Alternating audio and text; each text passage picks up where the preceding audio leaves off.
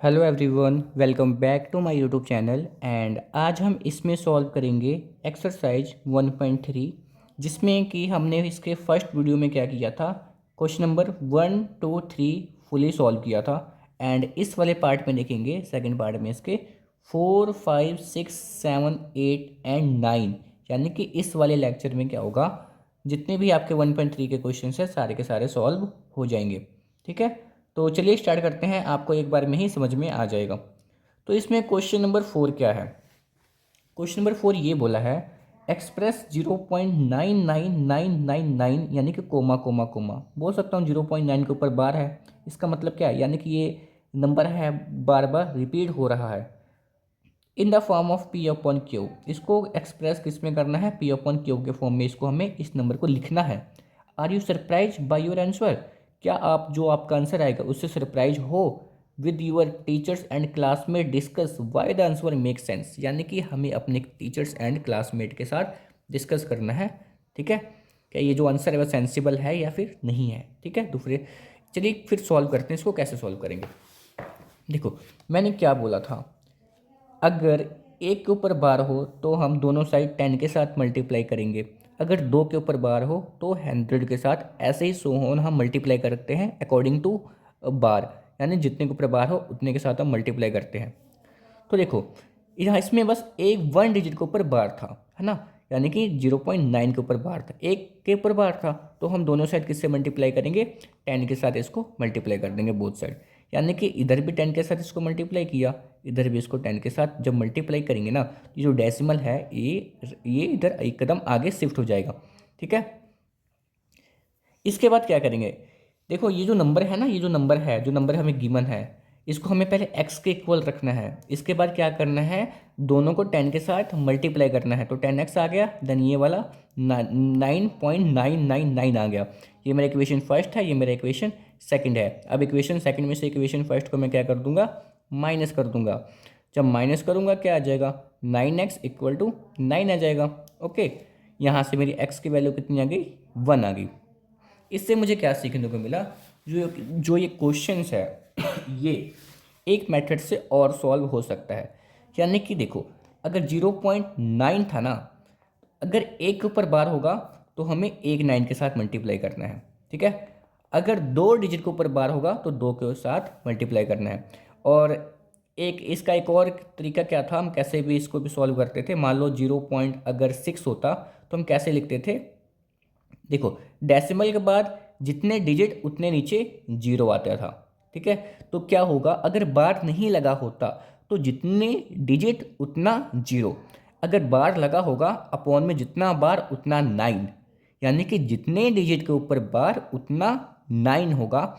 और अगर बार नहीं लगा होगा तो जितने डिजिट उतने जीरो। अब अब मैं क्या करूँगा, जो आपके थर्ड क्वेश्चंस में मैंने पिछले में लॉन्ग मेथड से समझाया था, अब मैं उसी को very short and easy method के साथ समझा दूंगा। कैसे, आपके तीन क्वेश्चन थे, एक था 0.6 के ऊपर बार था। सेकंड क्वेश्चन की बात करूँ, जो सेकंड क्वेश्चन था वो था 0.47 के ऊपर बार। थर्ड क्वेश्चन क्या था, 0.001 के ऊपर बार था। ओके, देखो मैंने क्या बोला कि जितने के ऊपर बार उतना 9 आ गया, जितने के ऊपर बार उतना 9 आ गया, और बार वाली वैल्यू को हमें लिख लेना बस। ठीक है, जितने के ऊपर बार उतना 9, और जो बार है उसको, वो जो बार वाली वैल्यू उसको हमें ऐसे लिख लेना। इसको कैंसिल करेंगे, 2 3 जा 6, और 3 के टेबल पे कैंसिल कर लेते हैं, 2 के टेबल से नहीं जाएगा, 3 2 जा 6, 3 3 जा 9। क्या उसका आंसर पहले का इतना ही था, बिल्कुल इतना ही था।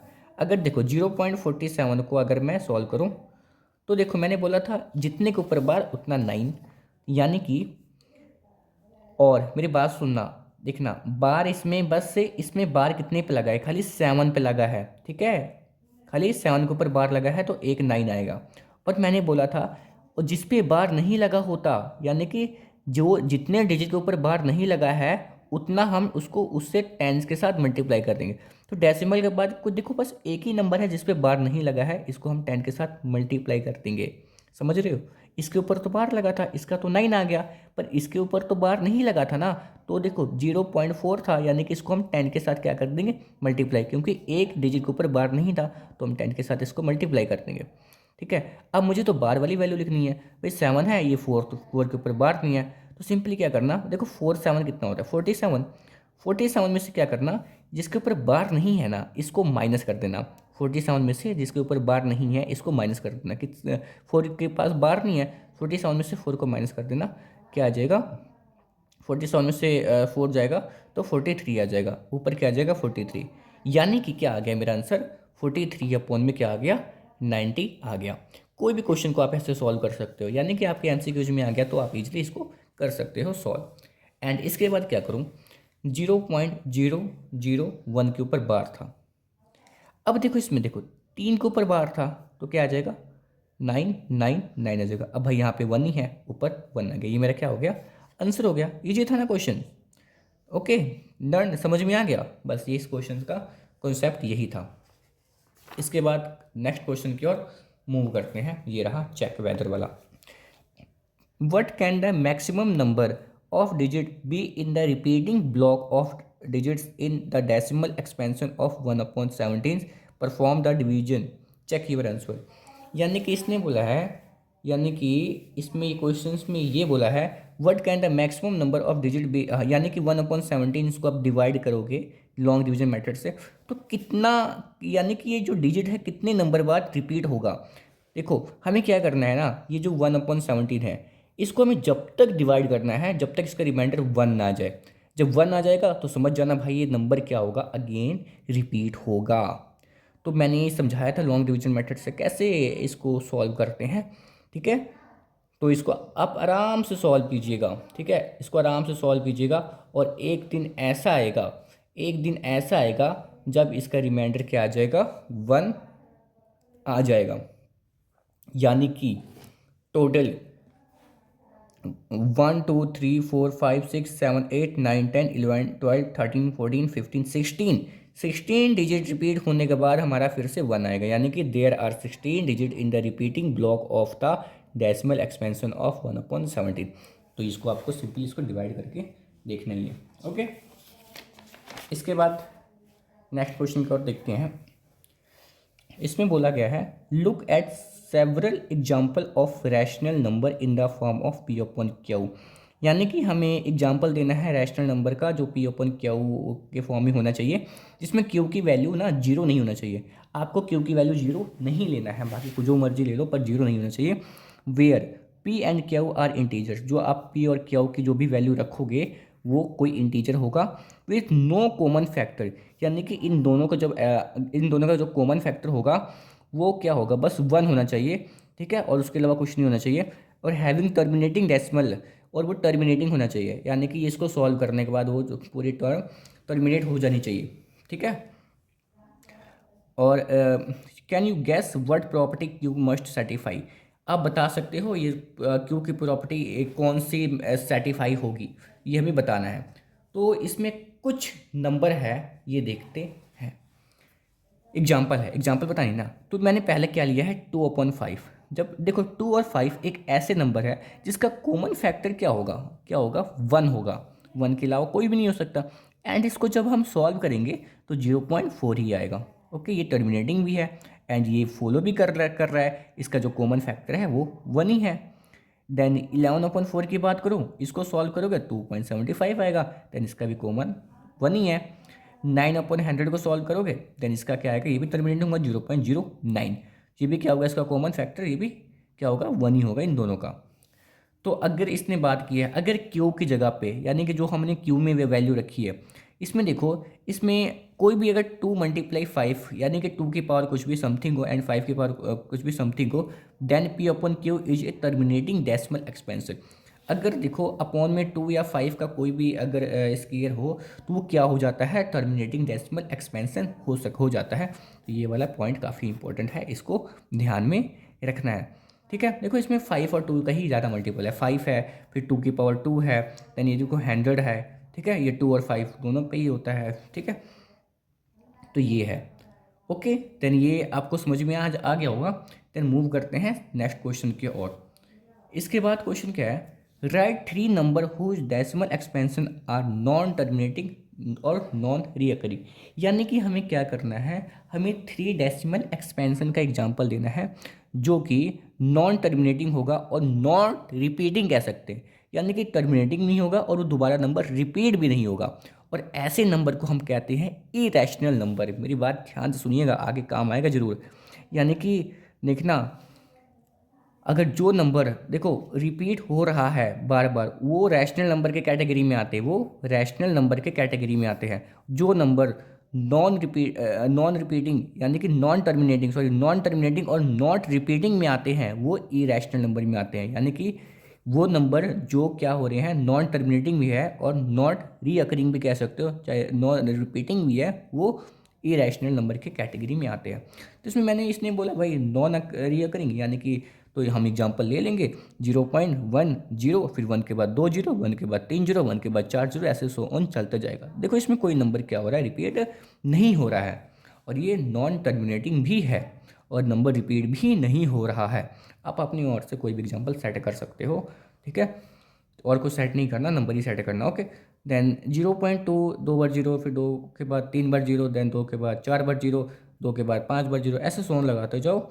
ये भी क्या है, ये भी रिपीट नहीं हो रहा है। हमें 3 एग्जाम्पल देना था, आप ये एक और ले लो 0.474 774 777 4 बार 7, ये भी क्या है, रिपीट नहीं हो रहा है, ठीक है। ये इरेशनल नंबर भी इसको कह सकते हैं। तो ये मेरा 3 एग्जाम्पल था, ये मेरा हो गया। देन सेकंड, इसके बाद नेक्स्ट क्वेश्चन क्या है, नेक्स्ट क्वेश्चन ये है, find 3 different irrational number between the rational number this and this. यानी कि मुझे 3 इरेशनल नंबर पता करना है इन दोनों के बीच का। इसको मैंने सॉल्व किया तो ये आया, इसको मैंने जब लॉन्ग डिवीजन मेथड से सॉल्व किया तो ये आया, आपको सिखाया हुआ है, ओके। देन देखो इन दोनों के बीच का नंबर लिखना है, यानी कि बीच का नंबर लिखना है और वो बस ये ना हो कि इससे ज़्यादा होना चाहिए, इससे कम होना चाहिए, और वो इरेशनल भी होना चाहिए। इरेशनल क्या होता है, यानी कि वो नॉन टर्मिनेटिंग नॉन रिपीटिंग होगा, यानी कि रिपीट नंबर नहीं होगा। तो 7 देखो, 0 का 0, पॉइंट का पॉइंट, 7 का 7, 1 की जगह पे आप 2 लगा सकते हो, फिर एक बार 0 लगाओ 7 2, 2 बार 0 लगाओ 7 2, 3 बार 0 लगाओ। ये क्या हो रहा है, रिपीट नहीं हो रहा है, ठीक है, और नॉन टर्मिनेटिंग भी है। देन 7 4 7 4 1 7 4 1 7, देखो 7 4 एक बार 1, 7 4 2 बार 1, 7 4 3 बार 1, 7 4 4 बार 1। देखो इसमें भी क्या हो रहा है, ये नंबर बार बार रिपीट नहीं हो रहा है, ये सारे नंबर अलग अलग हैं। पहले एक बार 1 था, अब 2 बार आ गया, अब 3 बार 1 आ गया, फिर 4 बार 1 आ गया, जो कि ये 71 से ज़्यादा है और 81 से क्या है, छोटा है। इसमें बात करूँ 8 के बाद 0, फिर 8 के बाद 2 बार 0, 8 के बाद 3 बार 0, देन ये नंबर भी क्या है, ये भी एक इरेशनल नंबर है, क्योंकि इसमें सारे के सारे देखो सेम नहीं है, अलग अलग है।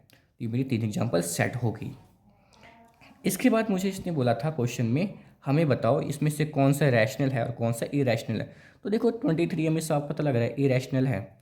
अगर मैं 225 की बात करूं, इसका जब फैक्टर निकालोगे 225 को लिख सकता हूं 15 मल्टीप्लाई 15। अगर दो सेम डिजिट अगर रैशनल अगर रूट में होता है तो एक बार क्या आ जाता है, बाहर आ जाता है। बाहर आने के बाद किस में बन गया, ये रैशनल नंबर में बन गया। देखो 0.1 ये मेरा नंबर गिवन था, ये भी क्या है, रैशनल नंबर है। अगर इसकी बात करूँ 7.47 यानी कि क्या है, 478 रिपीट हो रहा है बार बार, मैंने अभी बताया था। देखो रिपीट हो रहा है जो नंबर, वो भी रैशनल होता है, अगर रिपीट नहीं होता तो वो इरेशनल होता, समझ रहे हो बात को, ठीक है। देन लास्ट क्वेश्चन रह गया जो कि है 0.1 बार 0 0, फिर 1 के बाद 2 बार 0, 1 के बाद 3 बार 0, सो ऑन। देखो ये क्या है, ये बार बार रिपीट नहीं हो रहा है, सारे के सारे नंबर अलग हैं और ये नॉन टर्मिनेटिंग भी है। क्या ये फिर इरेशनल नंबर है। इसी के साथ क्या हो जाता है, जो हमारा 1.3 है पूरा का पूरा कम्प्लीटली सॉल्व हो गया। देन इसके बाद मूव करेंगे 1.4 पे। अगर आपको वीडियो पसंद आई हो तो चैनल को लाइक, सब्सक्राइब एंड अपने फ्रेंड के साथ शेयर जरूर कीजिएगा। So thank you for watching my video, thank you.